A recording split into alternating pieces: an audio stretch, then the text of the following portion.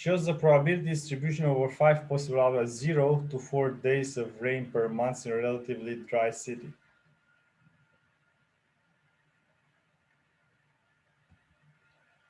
So we have probability distributions, days of rain per month, 10%, 0 days, 10%, 1 day, 20%, 2 days, 40%, 20%, 10%. Now, one would ask, okay, we have these weather examples.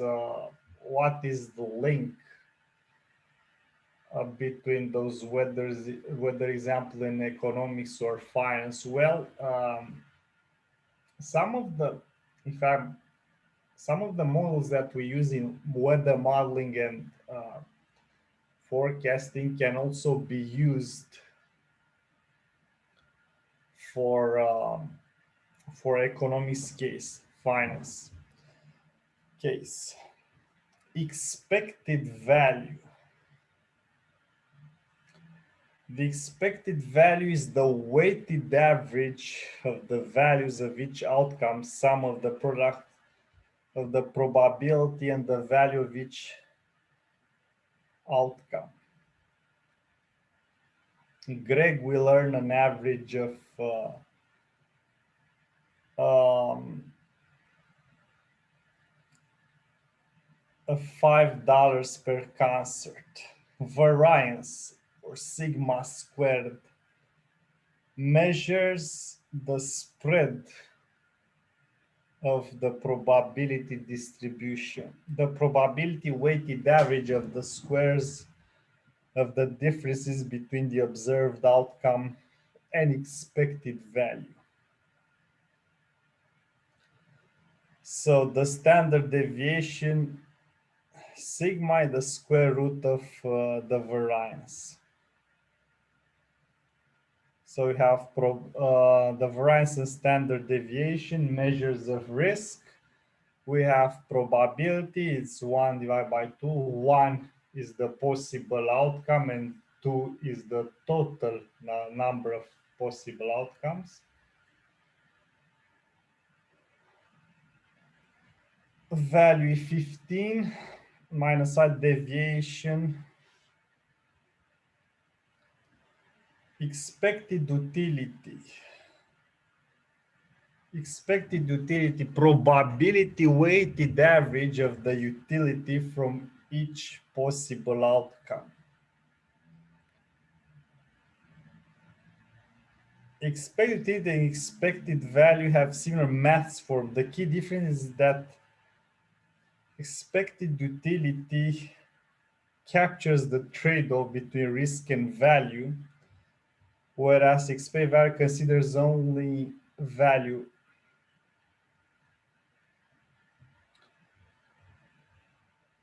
Fair bet and risk attitudes. We can classify people based on their willingness to make a fair bet. A bet with an expected value of 0.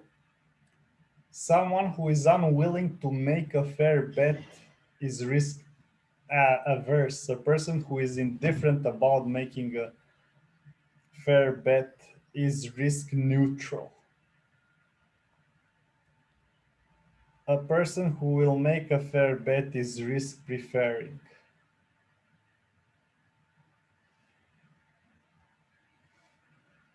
Risk aversion. A concave utility function shows diminishing marginal utility of wealth.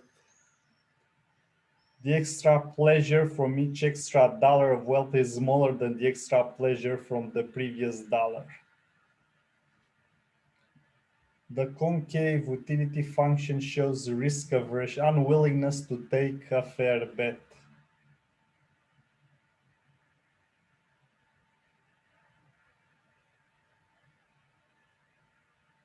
So in figure 14.2, and we have this figure risk aversion, Irma's utility function is concave. Her subjective probability is 50%. Irma can keep $40 secure action, or buy a stock, riskier action. Buying the stock is a fair bet. However, Irma does not accept the fair bet. The secure utility at point B is higher than expected utility of buying the stock at point D. A risk-averse person picks the less risky choice if both choices have the similar expected value. Now, how to understand risk aversion? Because we see the sophisticated example, risk aversion. So in an investor, risk aversion means the fact that he does not want to take risks.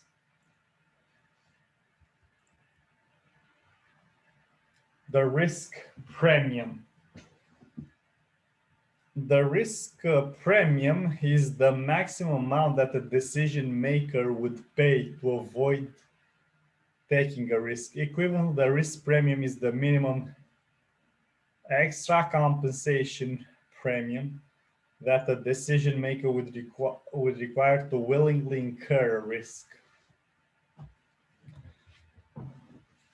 Risk premium, the difference between the expected value of the uncertain prospect and the uncertainty equivalent. Certainty equivalent, if held with certainty, it would yield the same utility as the uncertain prospect.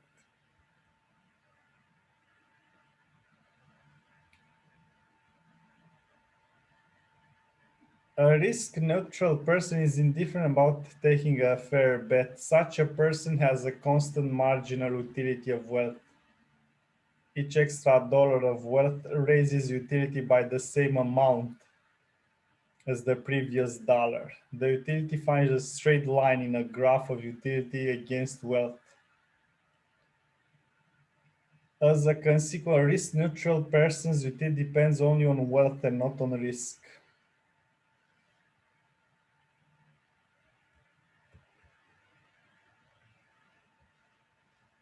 Risk preference. An individual with an increasing marginal utility of wealth is risk preferring, willing to take a fair bet.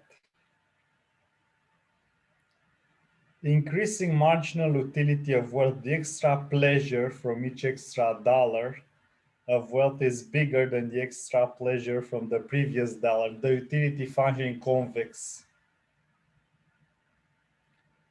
Risk preference calculation, risk premium. If Irma has the utility function in panel B, she is risk preferring. Her expected utility from buying the stock is higher than her certain utility if she does not buy the stock.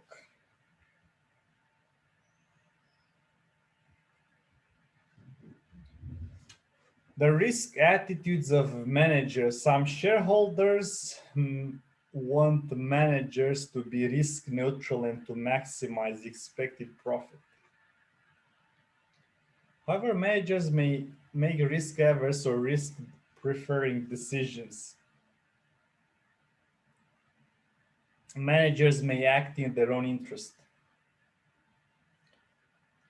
If a manager is worried about being fired if the firm has large losses, the manager may act to avoid the possibility of such losses.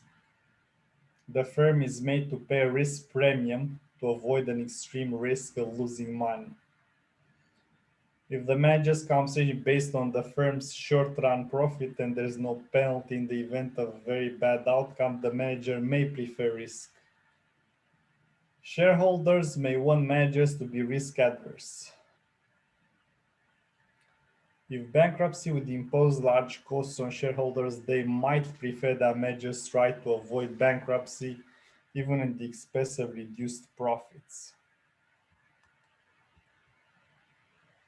Let's make some exercises. So let's make a new Excel file.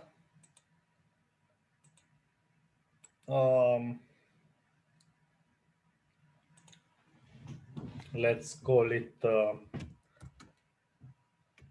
lecture 4 exercises. Lecture 4 exercises, okay.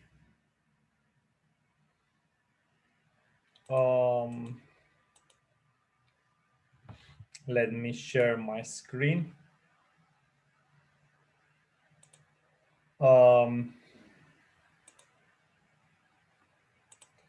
Okay.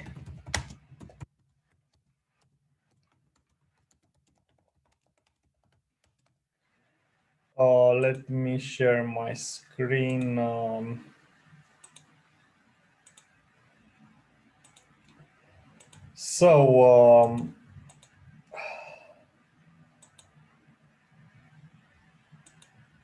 We talked about expected return. So we have, let's say, let's call it exercise 1. Exercise 1.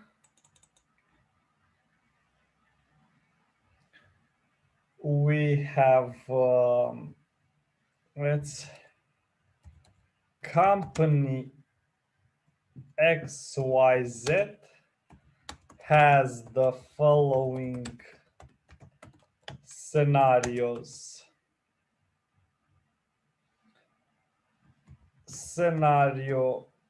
We have scenario here.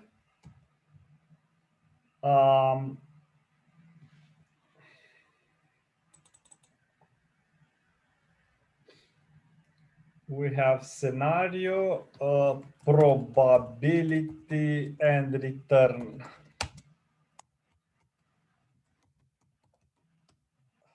Sorry, we have here a return.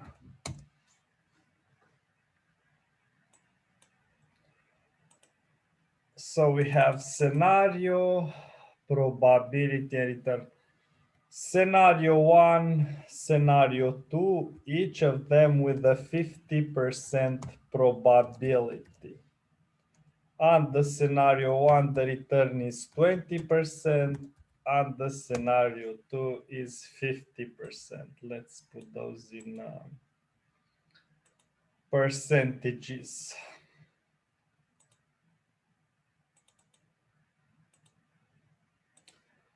Okay.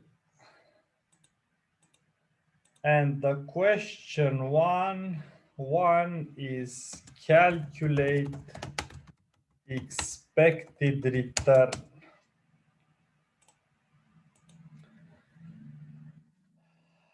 The expected return is the weighted average of returns. So first we multiply probability with return.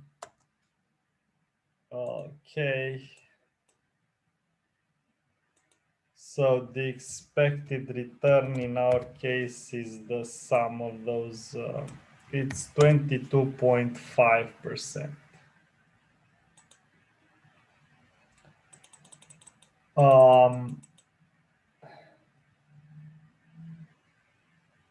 Then calculate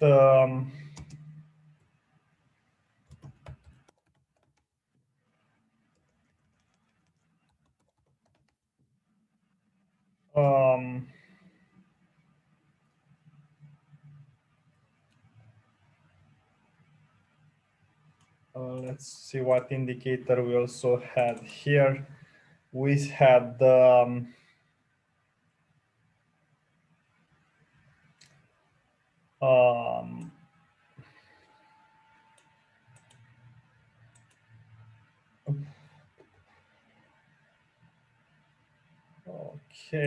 let's see what other indicator we have here. So we had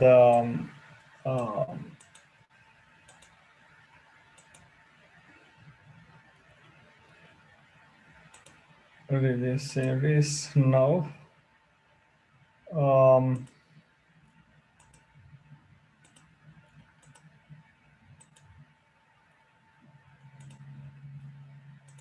Let me take a look. So, okay.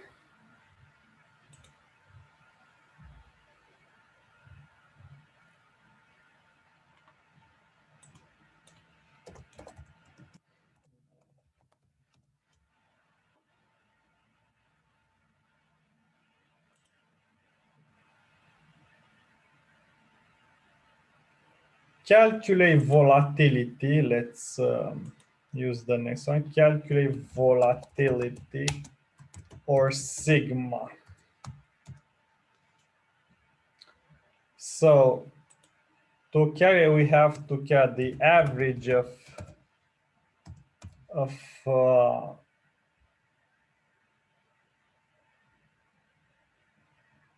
return, but no, we shouldn't. So we have the return, we have the probability. No, we should do this a bit later. I'll show you.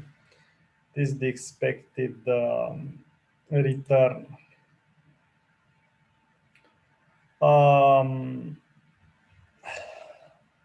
Exercise 2. Company XYZ has 3 assets in its portfolio.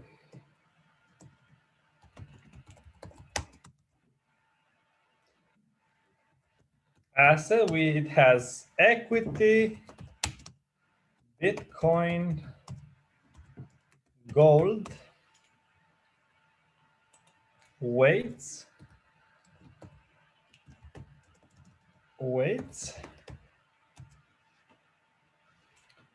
returns.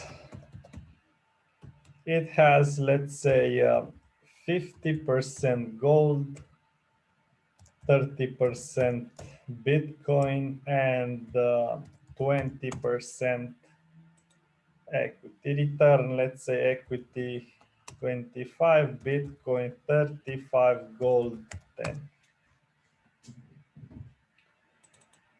Okay.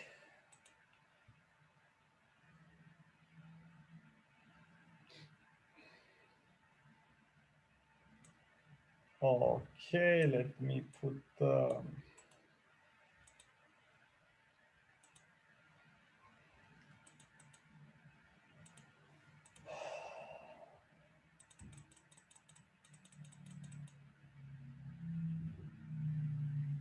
okay. Calculate portfolio. Calculate portfolio return. So portfolio return is the sum of weighted returns. So it's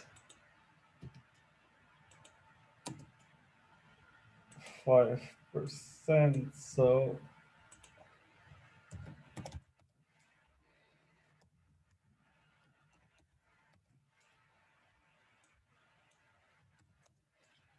20.50.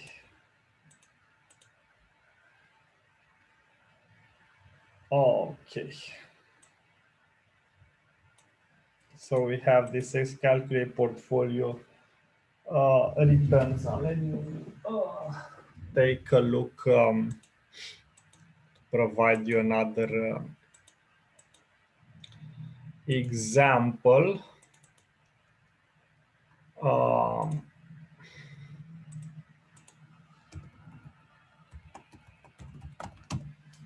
Okay.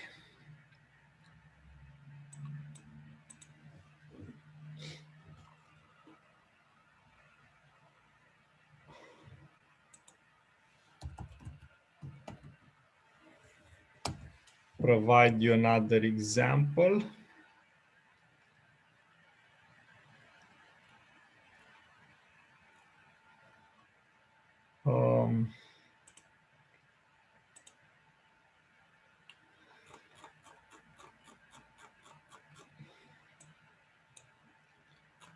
Okay. No, it's not this one. Okay.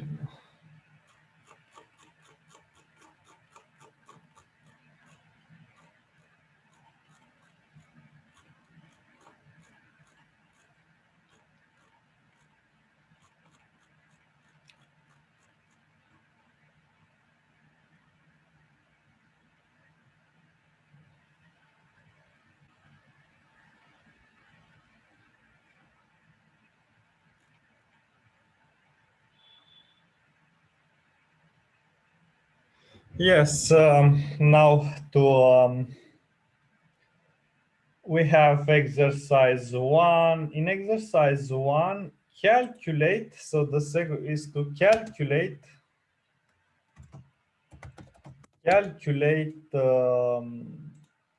here from exercise 1 the risk.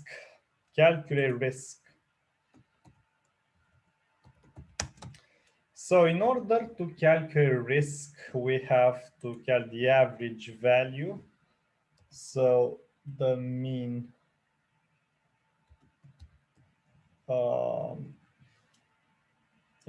value, so the average value. Okay, so now SQRT of return 1 minus average multiplied by probability plus return 2 minus multiplied by probability, and this is, so let's say format cells percentage.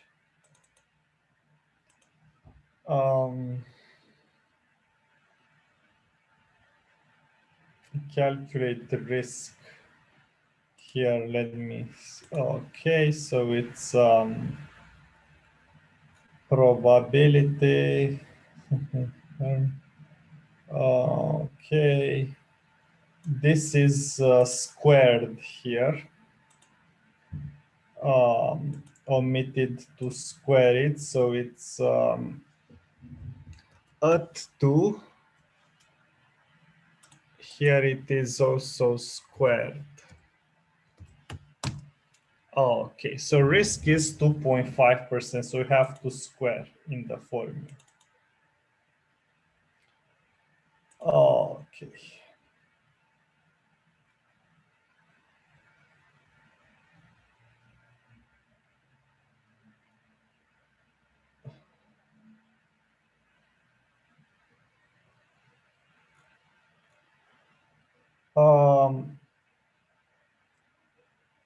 Criterion,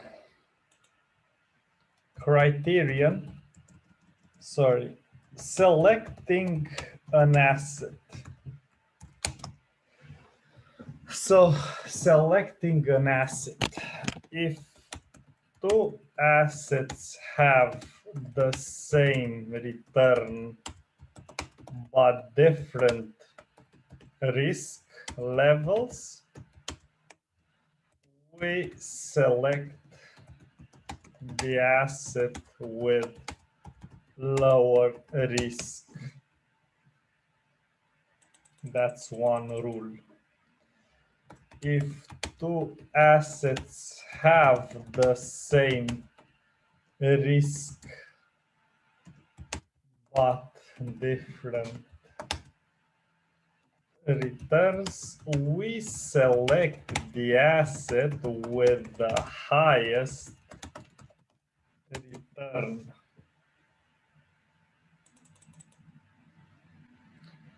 Okay, then another criterion.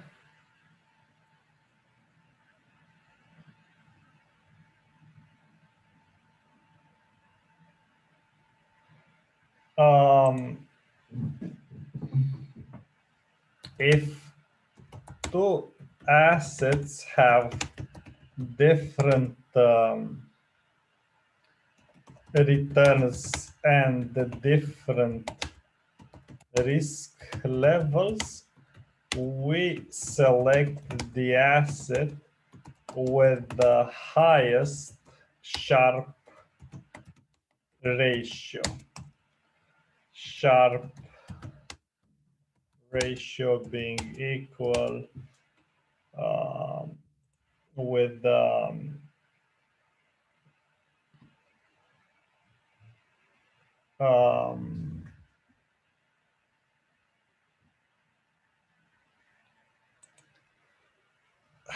return minus risk-free rate and everything divided by sigma or risk. Okay. So those are rules for investing.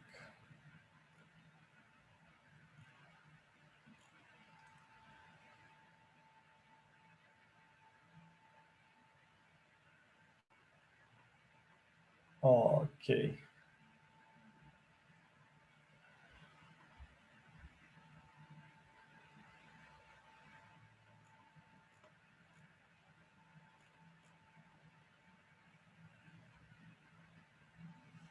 So those are now let's go back to teaching, because we made several exercises with those concepts. 14. Let's go back to the teaching part. Okay. Probability distributions. Okay.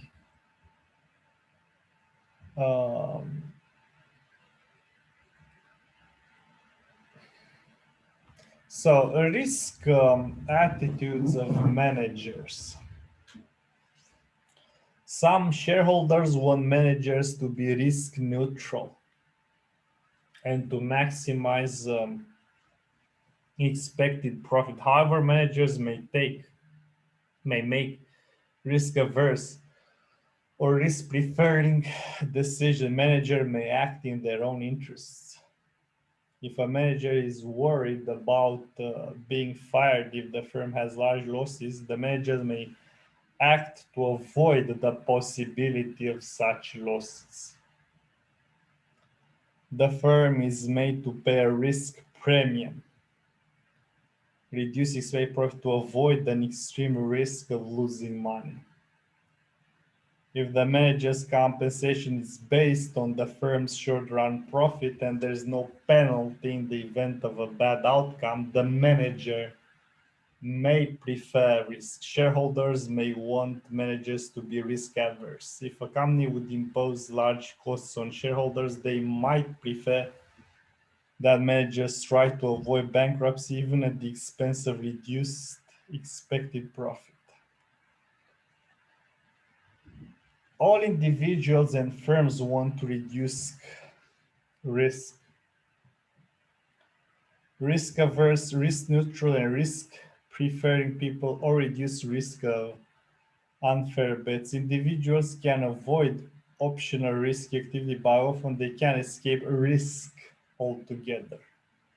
Abstaining is an easy way of reducing risk. The simplest way to avoid risk is to abstain from optional risk activities.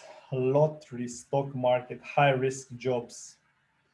Even when you can't avoid risk altogether, you can take precautions to reduce the probability of bad events or the magnitude of any loss that might occur. Closing doors at home, installing fire alarms, servicing a car regularly. The three most common strategies to reduce risk are obtaining information, diversification, and insurance. Obtaining information. Collecting accurate information before acting in one of the most important ways in which people can reduce risk and increase expected value and expected bond rating. Investors look at Moody's and Standard & Poor's rating. Their letter grade ratings reflect whether a bond's issuer has made timely payments in the past, whether the issuer is in danger of becoming bankrupt, and other problems. Investment grade bonds, bond Moody Baa through AA or Standard & Poor BB minus, are said to be suitable for purchase by an institutional money manager, legally obligated to be a prudent investor. Lower rank bonds are riskier and must offer higher rates of return to attract buyers. The lower rank junk bonds are generally issued by new firms.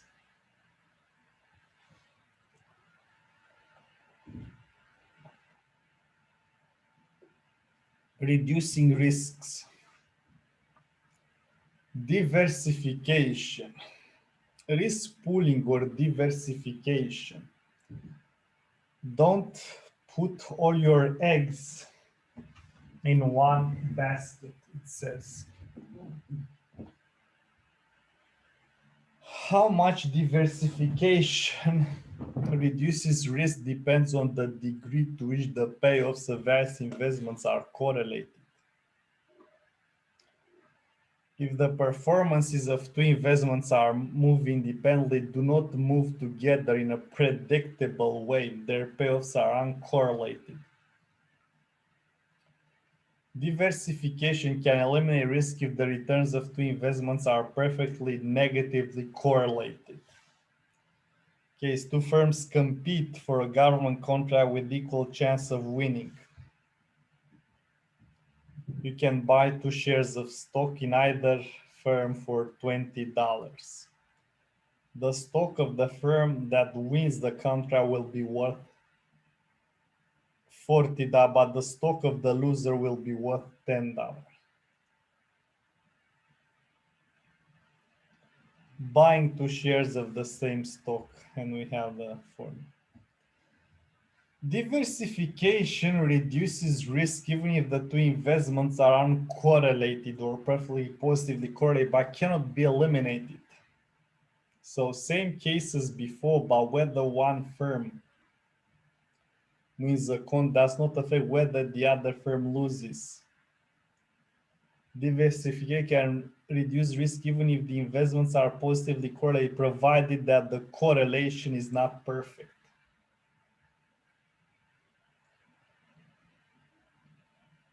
Diverse does not reduce risk if two investments have a perfect positive correlation.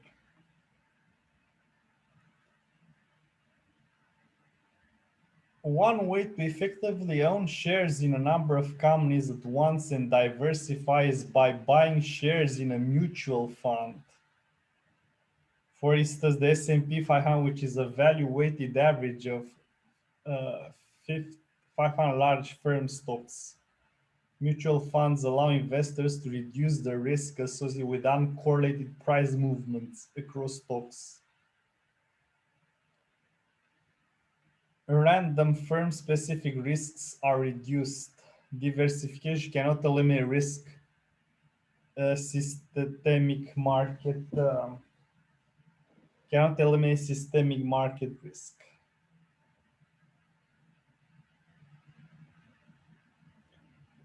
A stock mutual fund has a market-wide risk, a risk that is common to the overall market. Prices of almost all stocks tend to rise when the economy is expanding and to fall when the economy is contracting.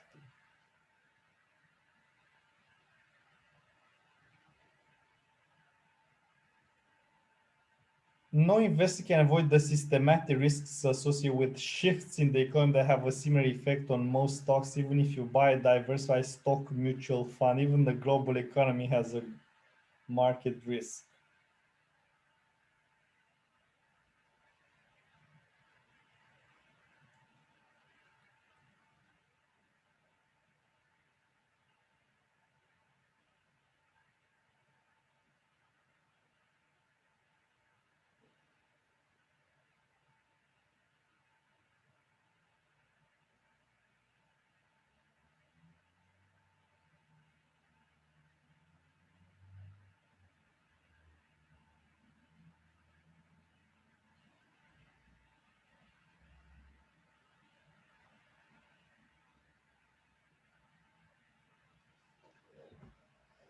Okay.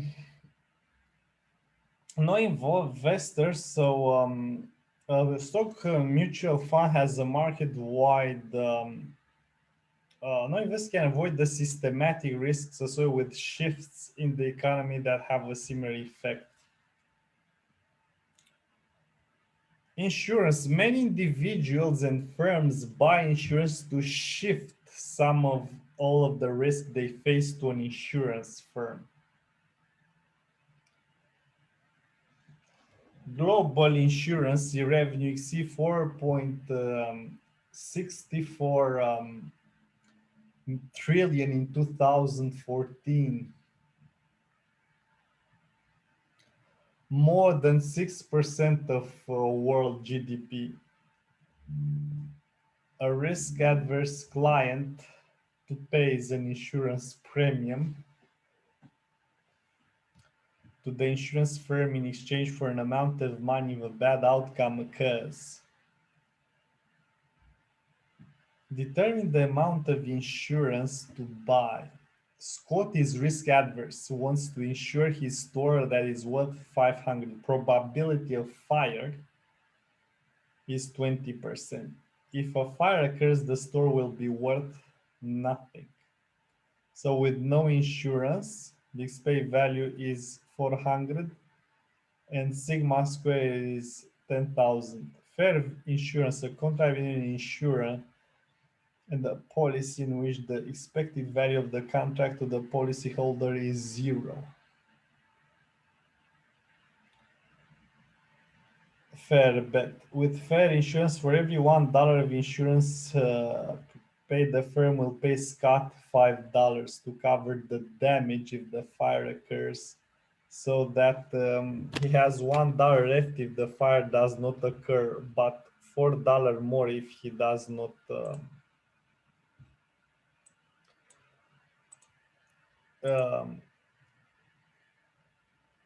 Okay.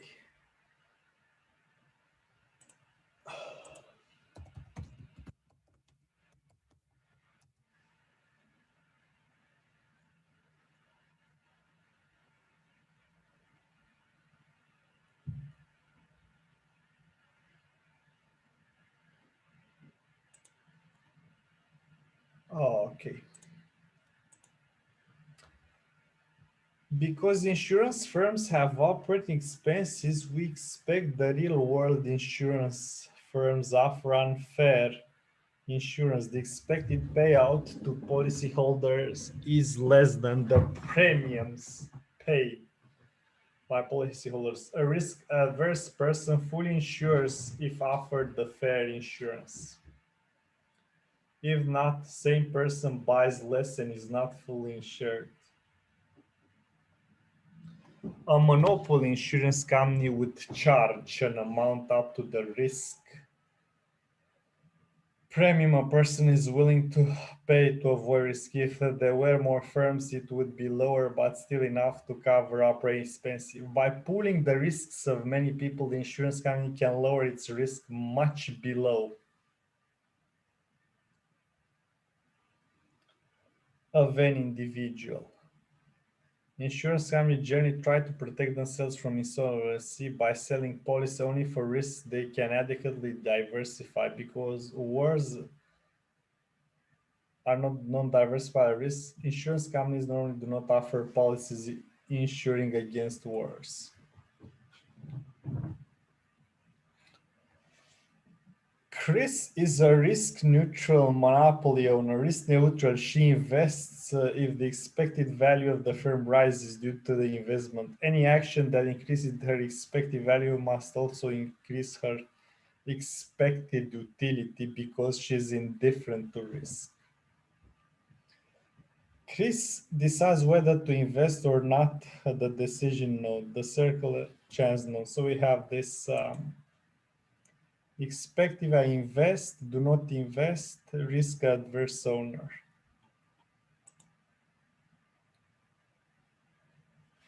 Ken is a risk adverse monopolist. So risk averse, he might not make an investment that increases his firm's expected value if the investment is very risky. Can invest in a new store if his expected utility from investing is greater than his certain utility from not investing. We also have the decision. Biased assessment of people often have mistaken beliefs about the probability that an event will occur. Why? Because they consider false belief about causality and overconfidence. The gambler's fallacy. The gambler's fallacy, false belief that past events affect current independent outcomes. In case you flip a fair coin, it comes up heads 6 times in a row. What are odds that you'll get a tail on the next flip? Because past flips don't affect this one, the chance of a tail remains 50%. Yet some people believe that a head is much more likely because they are on a run, or less likely because the tail is due.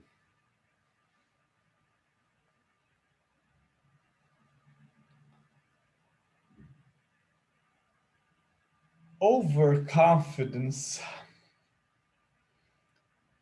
Another common explanation for why people make bets that the rest of us avoid is overconfidence. Evidence: many US high school basketball and football players believe they will get an athletic uh, scholarship to attend college, but less than 5% receive one. Of this elite group, about 25% expect to become professional athletes, but only about 1.5% succeed.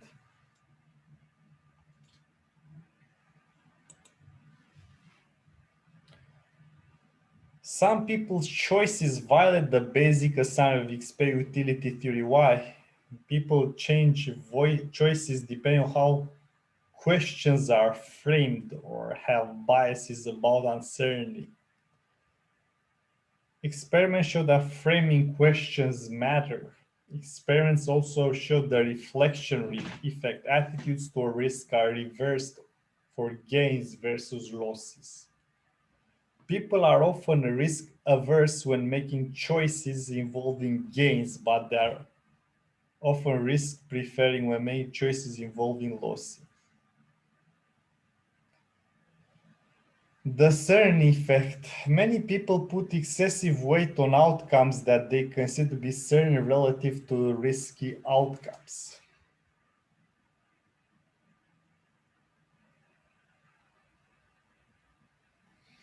Prospect theory. According to prospect theory, people are concerned about changes in wealth rather than the level of wealth that is in expected utility theory.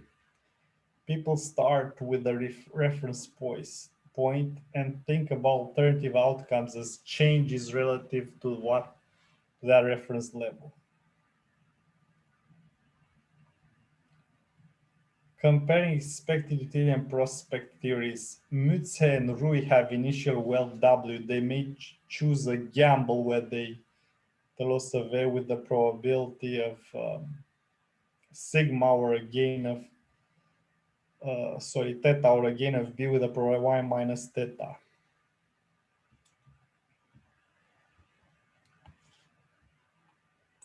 And we have the prospect theory value function.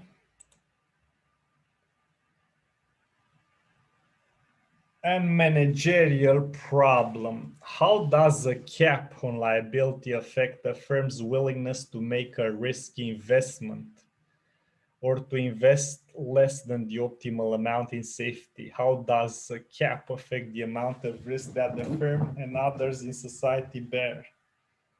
How does cap affect the amount of insurance against the costs of an oil spill that the firm buys? Oil spills have a subjective probability theta to occur. Firms invest in oil rigs if the expected value is higher than zero, and this depends on the value of theta. If theta is low, more likely oil firms will invest.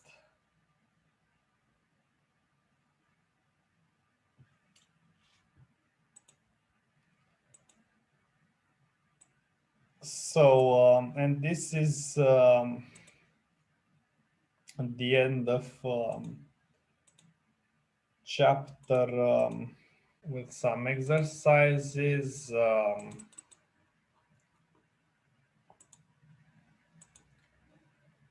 Open again the notes.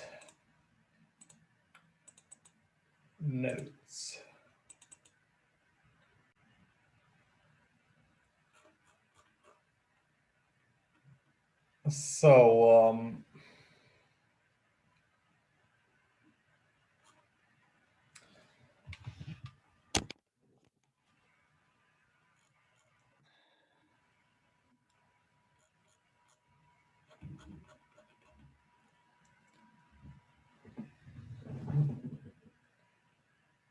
let me share my screen. So, question and answer 2 point. The estimate global supply function for coffee is quantity is 9 plus 0.5 price.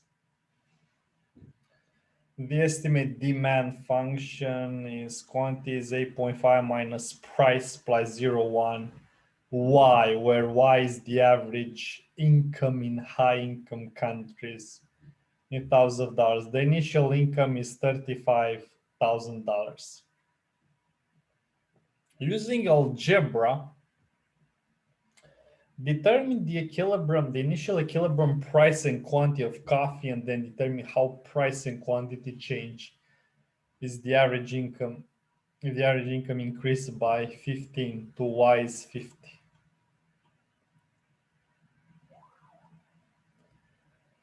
So substitute the initial value of y into the demand function to obtain quantity demanded purely as a function of P price.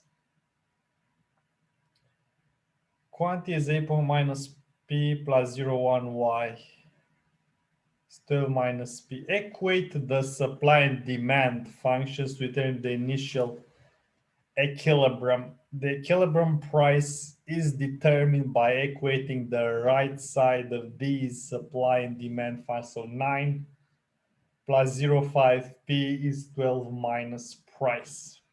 Solving this equation for price, we find that 1.5 P is 3, so price is $2. We calculate the equilibrium quantity by substituting this price into the supply or demand function. So quantity is 9 plus 0.5 multiplied by 2.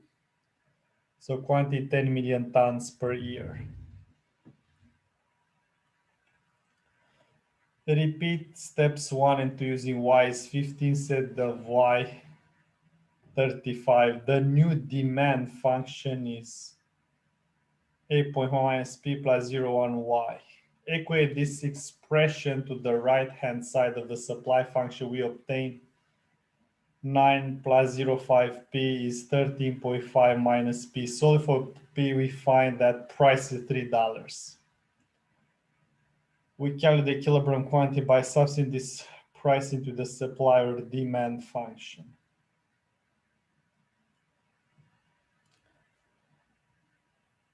Show how the equilibrium price and quantity of coffee change by subtracting the original values from the new ones. The change in equilibrium quantity is 0.5 million tons per year. Okay.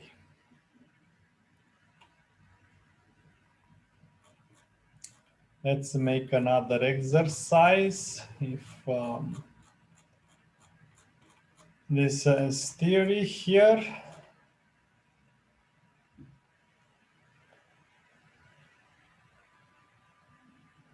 So let's make this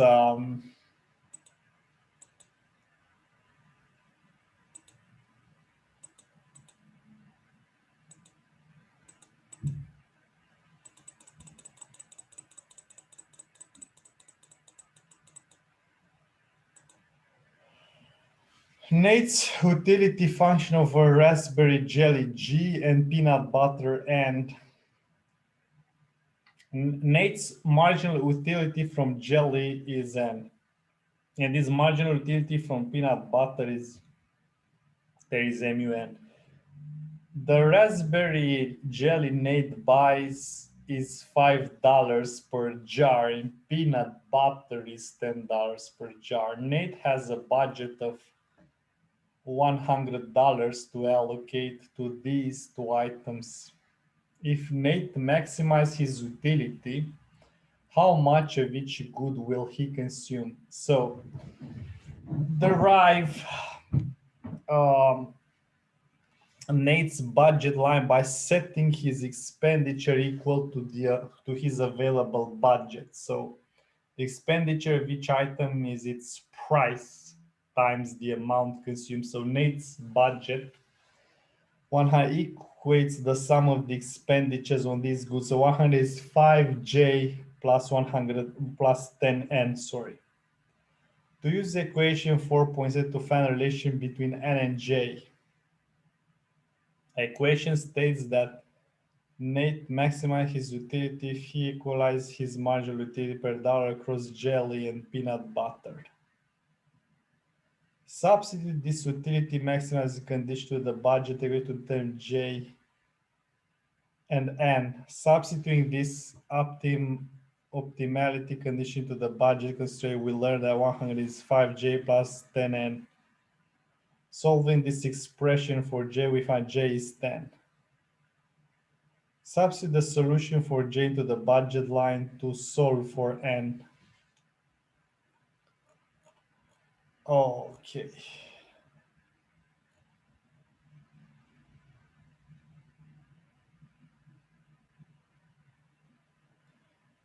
Cobb-Douglas marginal products. To obtain the marginal products of labor for the Cobb-Douglas production quantities A, L at alpha, K at beta, we partially differentiate the production function with respect to labor, holding capital fixed.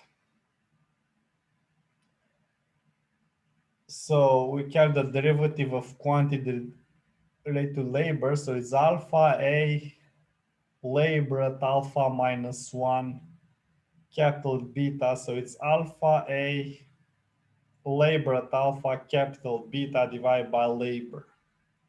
So alpha quantity divided by labor. We obtain the last quality by substituting. So quantity, similarly, we can derive the marginal product of capital by partially differentiate the production function with respect to K.